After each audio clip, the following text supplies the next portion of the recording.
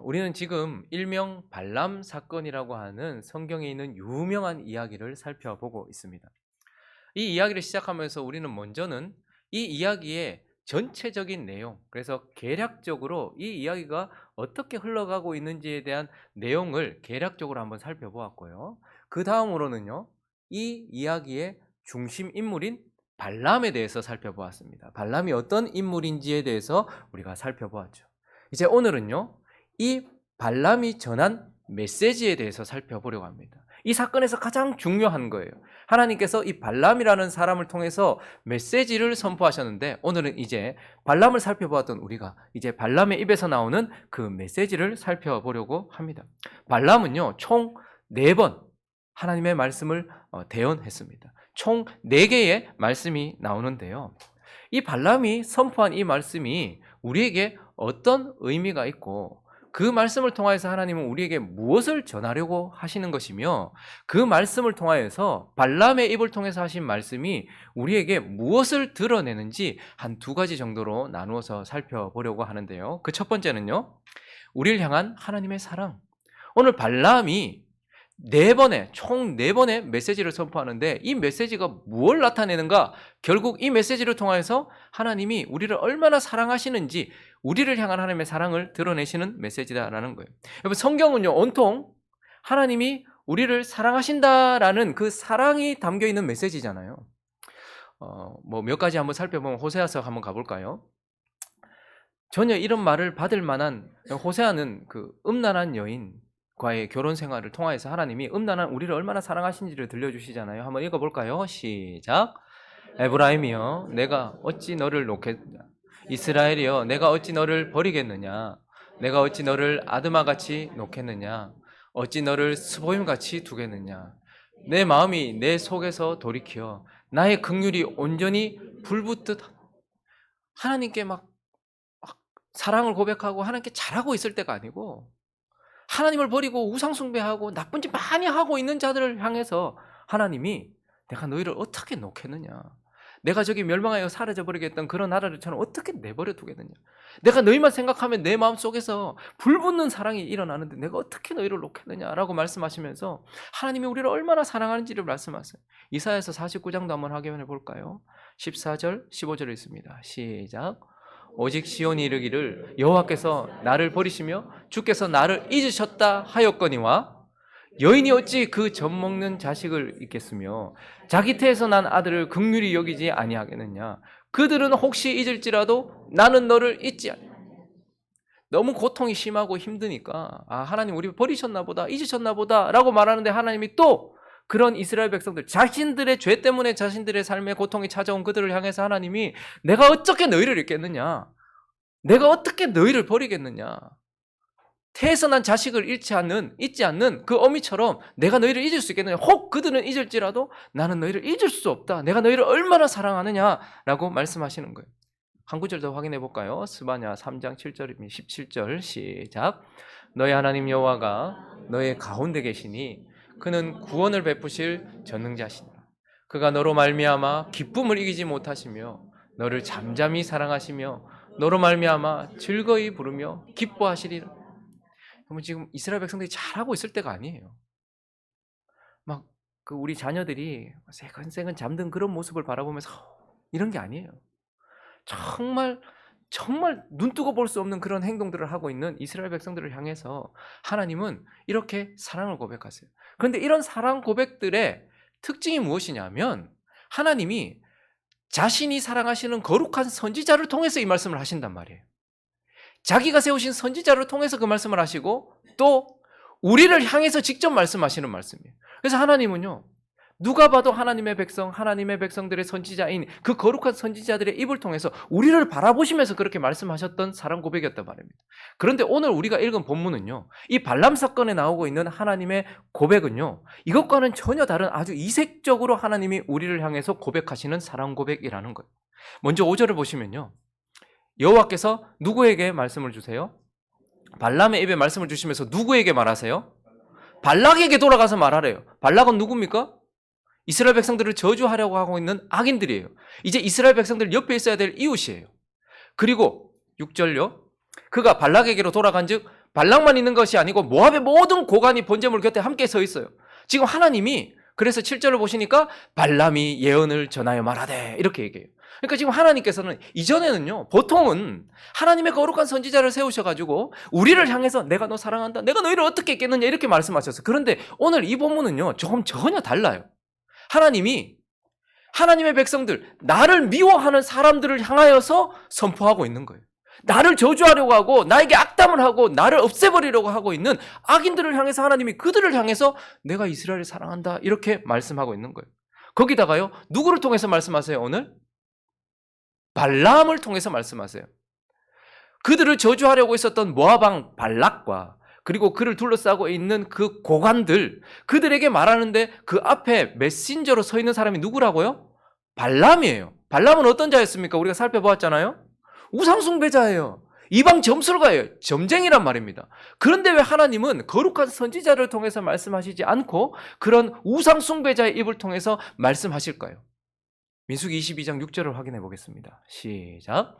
우리보다 강하니 청하건대 와서 나를 위하여 이 백성을 저주하라. 내가 혹 그들을 쳐서 이겨 이 땅에서 몰아내리라. 그대가 복을 비는 자는 복을 받고 저주하는 자는 저주를 받을 줄을 내가. 지금 모압 왕 발락과 그 주변에 있었던 모든 사람들, 하나님을 섬기지 않는 이방 민족들은 누구의 말을 신의 말처럼 여기고 있어요? 발람의 말을 신의 말처럼 여기고 있는 거예요. 그러니까 이스라엘의 거룩한 모세가 가서 말하든 아론이 말하든 가든 이 모압 사람들이 듣겠습니까? 그런데 하나님은 이들이 신의 아들이라고 생각하고 신의 신탁을 전하는 자라고 생각하는 그 사람을 통하여서 하나님이 이스라엘 백성들을 미워하고 있는 자들을 향해서 내가 이스라엘 백성들을 얼마나 사랑하는지를 지금 전하고 있는 거예요. 그리고 이 사랑의 고백의 특징은 결국 그래서 어떻게 되는 거예요?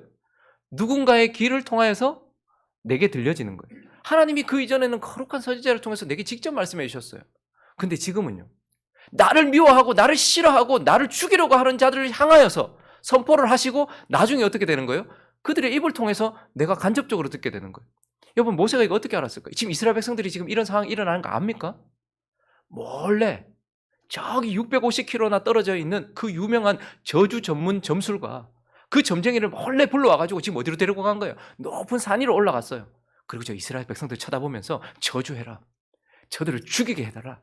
그렇게 지금 하고 있는 거예요. 이스라엘 백성들 밑에서 그거 압니까? 전혀 몰랐을 거예요.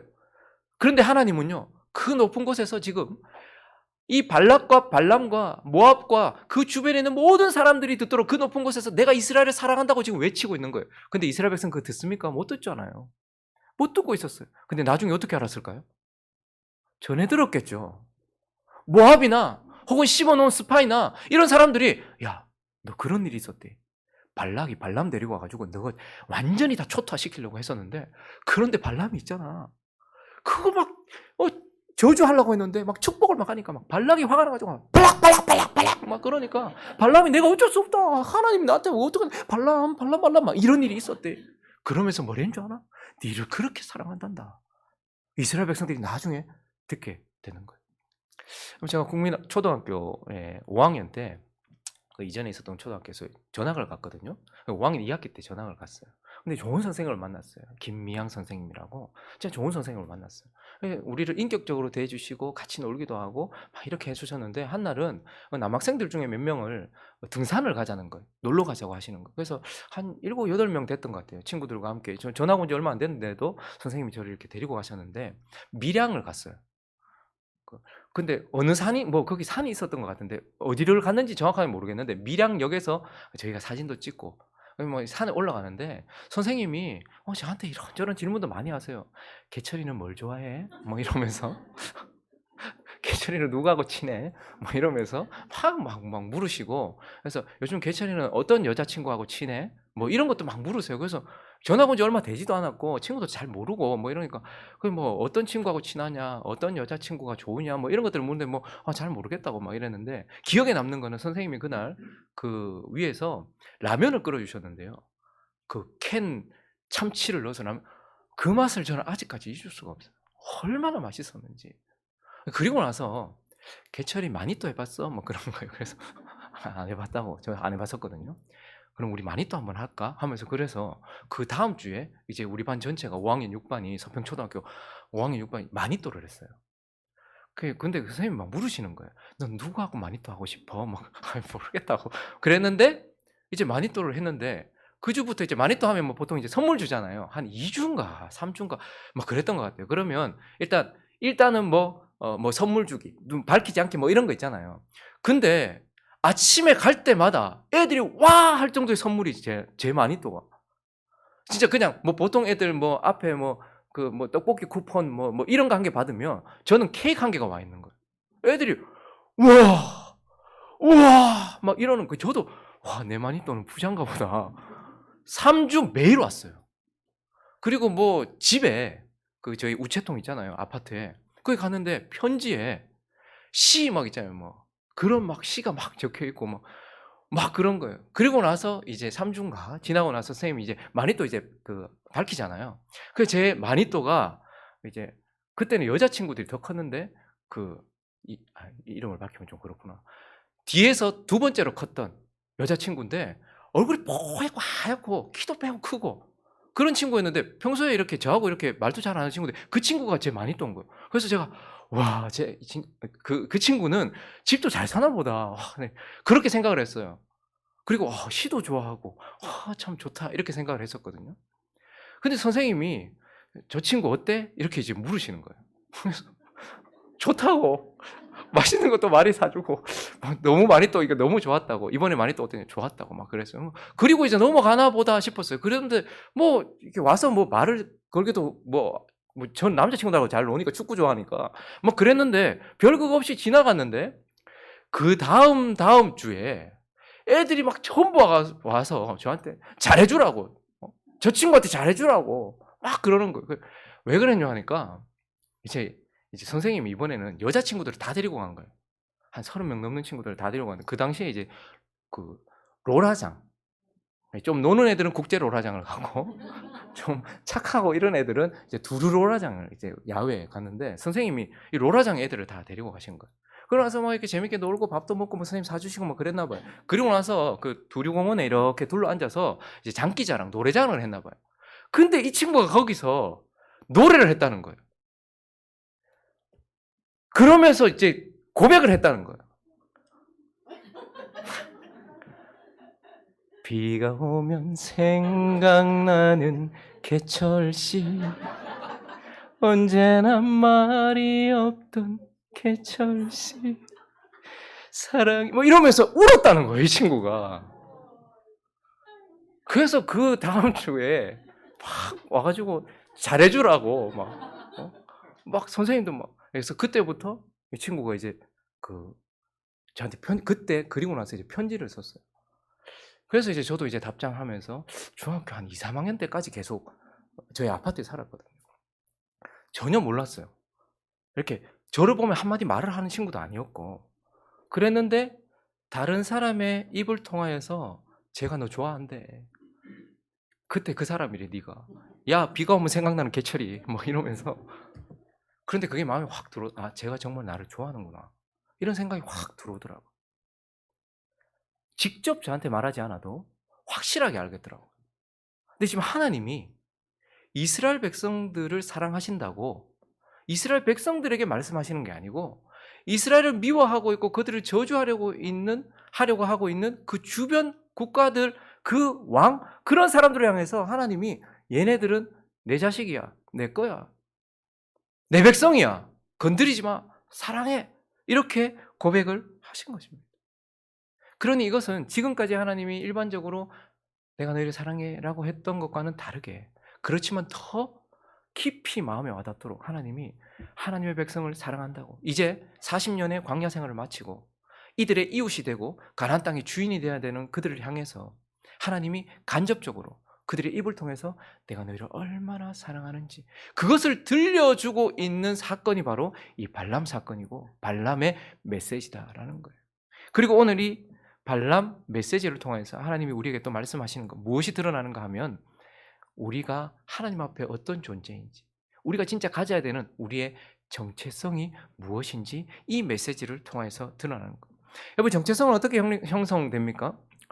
정체성은 내가 나를 어떻게 바라보고 있는가 그리고 주변에 세상이 나를 어떻게 바라봐 주는가, 여기에 의하여서 많이 형성이 됩니다. 그래서 내가 어떻게 생각하느냐, 사람들이 뭐라 말해도 내가 어떻게 생각하느냐가 중요하고, 그런데 내가 이렇게 생각을 하고 있어도 사람들이 무슨 말을 하면 그것에 의하여 정체성이 흔들리기도 해요. 그래서 정체성은 내가 혹은 세상이 나를 어떻게 생각하고 있는가, 나를 어떻게 바라보는가에 의하여서 형성이 된단 말입니다. 근데 지금 이 이스라엘 백성들이, 이 세대가, 새 사람들이 약속의 땅 가나안 땅을 향해 들어가고 있는 그들이 자기 자신을 어떻게 바라보고 있었을까요? 400년의 종살이 하다가 40년의 방랑 생활을 하고 있었던 자기 자신을 자신이 어떻게 바라보고 있었겠습니까? 거기다가 40년 동안 늘 꾸중만 들었어요. 늘 하나님 앞에 잘못을 했어요. 이때는 이만큼 죽고 저때는 저만큼 죽고, 이래서 꾸중 듣고 저래서 꾸중 듣고, 하나님과의 관계가 계속해서 그랬어요. 그래서 하나님의 화난 모습만 본 것 같았어요. 그러니 그들은 스스로 자기 자신에 대한 정체성을 어떻게 가지고 있었겠습니까? 400년이나 노예로 생활했는데, 나는 노예 출신에다가 40년이나 거지처럼 방랑하고 있으면서 그렇게 있었어요. 거기다가 주변 국가들은 어떻게 바라봤을까요? 첨예한 이슈가 됐겠죠. 와, 이집트를 깨고 나왔단다, 홍해를 건넜단다. 근데 40년 동안 계속 돌면서 막 장래 행렬인 거예요. 계속 죽고 막 이러니까 주변에 있는 사람들도 하찮게 여겼을 거예요. 저건 뭐 저런 거지냐? 이렇게 여겼을 거예요. 그러니 자기 자신에 대한 자신의 생각과 사람들이 모압이나 암몬이나 거기 에돔이나 가나안 족속들이 자신들을 바라보고 있는 그 하찮게 보고 있는 그 시선이 그들의 정체성을 형성하고 있었을 거예요. 그런데 오늘 하나님께서 이스라엘 땅으로 들어가려고 하는 그들에게 발람의 입을 통하여서 뭐라고 말씀하시죠? 너희가 내게 어떤 존재인지 아느냐? 라고 그들의 진정한 정체성을 선포하시는 거예요. 먼저 하나님은 다른 거 얘기 안 하세요. 복잡하지 않아요. 너희는 내가 사랑하는 자라는 거예요. 너희는 내 사랑의 대상이고 내 유일한 사랑의 대상이라는 거예요. 오늘 발락이요, 발람 데리고 높은 곳에 데리고 가서 이스라엘 백성 전체를 다 보여줬어요. 뭐 하라고? 저주하라고. 저 하잘것 없는 것들 저거 저주해라고. 그래서 22장 41절에 보시면요, 아침에 발락이 발람과 함께 하고 그를 인도하여 바알의 산당에 오르매 높은 산으로 올랐단 말입니다. 발람이 거기서 이스라엘 백성을 뭐 봤어요? 지은 끝까지. 그러니까 모압의 입장에서 봤을 때는 저 쓰레기 같은 인간들, 저 별것 아닌 인간들, 너도 한번 보고 네가 섬기는 신한테 저주를 받도록 해달라고, 그래서 이스라엘 백성들을 처음부터 끝까지 전체를 보게 했단 말입니다. 그런데 하나님이 그걸 보시고 어떻게 하시는 거예요? 축복하시는 거예요. 너무너무 사랑한다, 내가 얘들을. 40년 동안 광야 생활한 이들, 내가 이들 전체를 보면서 너무너무 사랑한다고 저주하라고 했는데 발람이 축복을 해버리는 거예요. 하나님이 이들을 얼마나 소중하게 생각하는데 라고 축복을 해버리는 거예요. 그러니까 발락이 화가 나가지고 발락 한 거예요. 그러면서 따라와 해가지고 13절로 옮기는 거예요. 장소를 옮깁니다. 읽어볼까요? 시작. 발락이 말하되 달리 볼 곳으로 가자. 그리고요,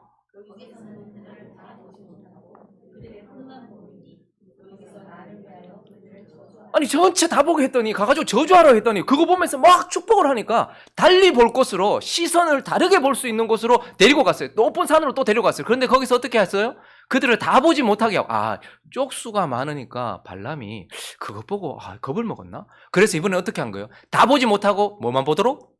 그들의 끝만 보도록. 저기 끝이라는 단어는 카체우라는 단어인데요, 진짜 마지막 말단, 이런 부분, 이런 의미이기도 하지만 끝이라는 말은 하잘것없는 부분, 못난 부분, 단점, 이런 뜻을 가지고도 있어요. 그러니까 전체를 보고 축복을 해버리니까 발락이 발람을 데리고 가가지고 이번에 이스라엘 백성들의 모난 부분을 보게 하는, 부족하고 연약한 부분, 그러한 부분, 그런 끝부분, 그런 부분을 보게 했다는 거예요. 그런데 하나님 또 뭐라고 말씀하십니까? 19절부터 보시면요, 하나님은 사람이 아니시니 거짓말을 하지, 선택해놨는데 봐라, 네가 선택한 인간들 봐봐라, 저 끝부분 봐봐라, 얼마나 부족하냐. 그런데 하나님, 나는 거짓말을 하지 않고 인생이 아니기 때문에 후회하지 않는다. 내가 한번 선택했다고, 선택을 했는데 저 인간들이 영 아니야. 그렇다고 내가 그걸 돌이키거나 그걸 후회하지 않아 라고 말씀하세요. 그리고요, 내가 축복할 것을 받았으니 그가 주신 복을 내가 돌이키지 아니하리라. 21절 있습니다. 시작. 야곱의 허물을 보지 아니하시며 이스라엘의 반역을 보지 아니하시는도다. 여호와 그들의 하나님이 그들과 함께 계시니 왕을 부르는 소리가. 발락이 야곱의 허물을 보게 하려고 했어요. 이스라엘의 반역을 보게 했어요. 끝부분만 보게 했어요. 그런데 하나님 뭐라고 말씀하세요? 나 한 번 선택한 거 후회 안 해. 이스라엘 백성들이 엉망이야? 그래도 나 한 번 선택한 거 후회 안 해. 그리고 하나님 뭐라고 말씀하시는 거예요? 야곱의 허물을 보지 않아. 이스라엘의 반역을 보지 않아 라고 말씀하시면서 끝부분을 보여주시는데도 하나님이 그들을 사랑한다고. 얘네들은 내 처음부터 사랑의 대상이고 이들이 부족하고 연약한 부분이 있어도 이들은 내 사랑의 대상이야. 내가 사랑하는 자야. 이렇게 말하고 있는 거예요. 그러니까 이번에는 또 발락이 포기하지 않아요. 27절, 28절을 보시면 발락이 발람에게 또 이르되 오라 내가 너를 다른 곳으로 다르게 볼 수 있도록 어떻게든 저주하도록 부족하게 보도록 인도하리니 네가 거기서 나를 위하여 그들을 저주하기를 하나님이 혹시 기뻐하시리라 하고 어디로 데리고 와요? 발락이 발람을 인도하여 광야가 내다는 겁니다. 여러분 아무리 좋은 것이라도요 포장지를 잘 해놔야지 어디에 있느냐에 따라서 그 제품이 달라 보여요. 제가 여기 있으면 목사지만 제가 술집에 있으면 뭐가 될까요? 그래도 거룩한 목사처럼 보여야 되겠죠. 사람을 어디 두느냐 그것을 어떻게 보게 하느냐에 따라서 달라요. 근데 이 발락이 어떻게 하냐면 저기 아무것도 아닌 그 광야에서 헤매는 저 허랑방탕한 그냥 저런 인간들이야라고 보여지도록 하기 위해서 광야에서 보게 했단 말이에요. 그런데 하나님 또 뭐라고 말씀하시는 거예요? 그들을 사랑한다라고 말해요. 전부를 보면서 난 처음부터 끝까지 쟤네를 사랑해. 단점이 있고 반역하고 뭐 문제가 있어도 나는 쟤네를 사랑해. 광야에 있든 궁궐에 있든 나는 쟤네들을 사랑해. 저들은 내 사랑의 대상이야. 내 사랑하는 자야. 라고 하나님께서 그렇게 우리를 향한 사랑을 고백하고 계시는 거예요. 그리고 우리의 정체성을 하나님의 사랑의 대상이다 말하고 그들은 특별한 자라고 또 얘기하는 거예요. 단순히 사랑의 대상만이 아니에요. 그들은 특별한 자라고 말해요. 9절과 10절 봅니다. 시작. 내가 바위 위에서 그들을 보며 작은 산에서 그들을 바라보니 이 백성은 홀로 살 것이라. 그를 여러 민족 중에 하나로 여기지. 뭐라고 말해? 홀로 살 것이다. 이건 뭐 독립되어 있다 이런 의미라기보다는 궁계 일학이란 말이에요. 여러 민족하고 같지 않다는 거예요. 숫자도 작고 땅도 한 평 없고 지금 거지 같은 그들을 보면서 이들은 홀로 독특한 존재야. 특별한 존재야. 다른 민족 100을 갖고 오고 1000을 갖고 와도 바꾸지 않을 유일한 존재야. 하나님 이렇게 말씀하고 있는 거예요. 그래서 10절을 보니까요. 야곱의 티끌을 누가 능히 세며 이스라엘의 4분의 1을 누가 능히 셀고. 무슨 말이에요? 숫자가 많다는 이 말이에요. 자, 그런데 이들은 특별한 존재라는 말을 하시면서 왜 갑자기 누가 능히 세며 이스라엘 4분의 1을 왜 숫자가 많다는 얘기 왜 할까요? 지금 저 이야기는 이스라엘 백성들이 많아졌다. 단순히 그 민족의 크기를 말하고 싶은 것이 아니라 하나님이 한 사람 불러가지고 이스라엘 민족 만들었잖아요. 아브라함 불러가지고 야곱의 12아들 가지고서 이스라엘 민족 만들었잖아요. 근데 하나님께서 처음부터 이 민족을 향해서 약속하셨던 게 뭐죠? 네 자손이 모래알과 같이 셀 수 없게 될 것이다. 별과 같이 셀 수 없게 될 것이다. 하나님이 특별한 약속을 주시고 하나님의 뜻이 있는 민족이란 말이에요. 그러니까 지금 이들은 특별한 민족이야. 어떤 면에서? 하나님이 자기 뜻을 이루는 민족이에요. 하나님이 마치 자기 밭에 농부들이 자기 밭에 소중한 씨앗들을 뿌리듯 이 민족들은 하나님이 귀한 것들을 뿌려서 하나님의 축복을 드러내고 하나님의 뜻을 드러내는 특별한 존재들이라고 하나님께서 말씀하시는 거예요. 40년 동안 광야 생활하면서 먼지 펄펄 나르는 그곳에서 거지처럼 돌고 있는 그들을 향해서 하나님이 그들의 정체성에 대해 넌 내 사랑의 대상이야. 너는 특별한 존재야. 내가 너를 통해서 내 뜻을 이루고 너 안에서 내 뜻을 펼치고 있는 넌 특별한 존재야. 이렇게 말씀하고 있는 거예요. 거기다가요. 민수기 24장 5절과 6절을 보시면 이건 정말 이해 안 되는 거예요. 그들은 내 사랑의 대상이야. 그들은 특별한 존재야. 거기다가 그들은 내게 아름다운 자들이야 라고 말해요. 하나님의 백성인 저와 여러분을 향해서 쟤네들은 내한테 너무 아름다워 보여. 야곱이요. 네 장막들이 이스라엘이요. 네 거처들이 어찌 그리 뭐한고? 아름다운고. 6절도요. 그 벌어짐이 골짜기 같고 강가의 동산 같으며 여호와께서 심으신 침향목들 같고 물가의 백향목들 같다. 지금 이스라엘 백성들이 지금 그런 상태입니까? 근데 하나님 보기엔 그렇다는 거예요. 어떤 분이 그 남편 때문에 진짜 죽겠대요. 그 왜? 미워 죽겠대요. 그 뭐가 그래? 숨 쉬는 소리까지 밉대요. 숨 쉬는 소리. 진짜 심각한 거예요. 권사님 그 숨 쉬는 소리 안 나면 죽은 건데. 그래서 제가 한참 듣다가 왜 그렇게 미워요? 뭐라고 말씀하시냐 압니까? 모르겠어요. 이러다. 해결점이 없어. 이유가 없는 거예요. 그냥 보면 미운 거예요. 없잖아 이제. 미워하는데 이유가 없는 거예요. 그냥 보면 싫대요. 그냥 싫대 막. 숨 쉬는 것도 싫대요. 근데 보면 아무것도 아닌데요. 맨날 먹고 자고 싸고 울고 잠도 안 자고 보채고 막 이러는데 여기 지금 이제 할머니 할아버지 되신 분도 있는데 오늘 또 기도하시면서 또 교회를 위해서 기도하시면서 또 이제 또 손주를 위해서도 기도하셨겠죠. 그 사진 보면서 막 보면 뭐 고구마 눌러나는 것 같은데도 막 감동받고 막 그 뭐가 그리 좋아요? 어머 또 힘들잖아. 밤에 잠도 안 자지. 맨날 울지 막. 또 가면 보고 싶고 뭐가 그리 좋아요? 뭐 때문에 좋아요? 이유가 없어 또 몰라 그냥 좋은 거야. 뭐 내 잘못도 아니잖아요 지금 뭐 고구마 눌러나는 것 같은데 막 지금 감자 으깨진 것 같고 막 이런데 이유가 없는 거예요. 근데 하나님이 우리한테 그렇다는 거예요.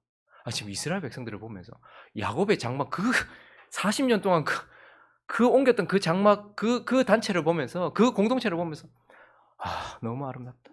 너무 아름답다. 난 너무 좋다. 이렇게 얘기해요. 거기다가 24절을 보시면요. 이 백성이 뭐 같대요? 암사자 같대요. 숫사자 같대요. 24장 9절도 보시면요.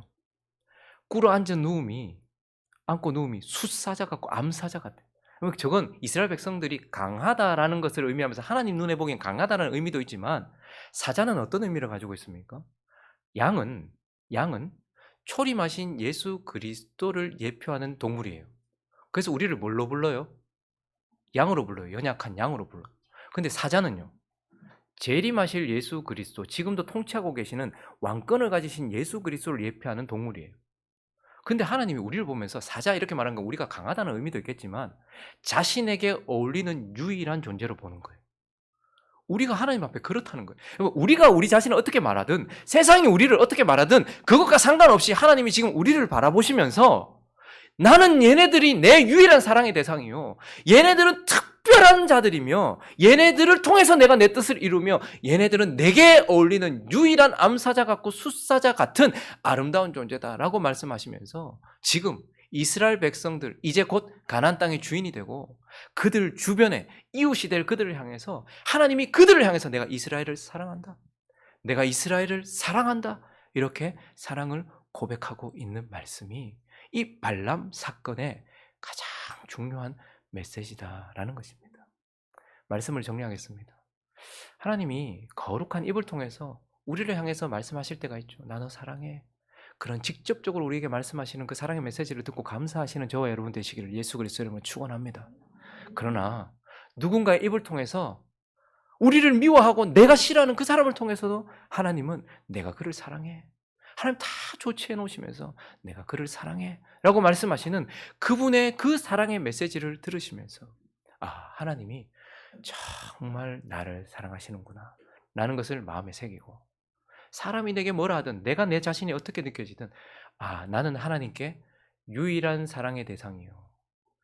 바꿀 수 없는 특별한 사람이며 하나님 앞에 아름다운 그분에게 유일하게 어울리는 신부구나 라는 것을 기억하면서 우리 자신의 정체성을 다시 한번 회복하는 저와 여러분 되시기를 예수 그리스도 이름으로 축원합니다.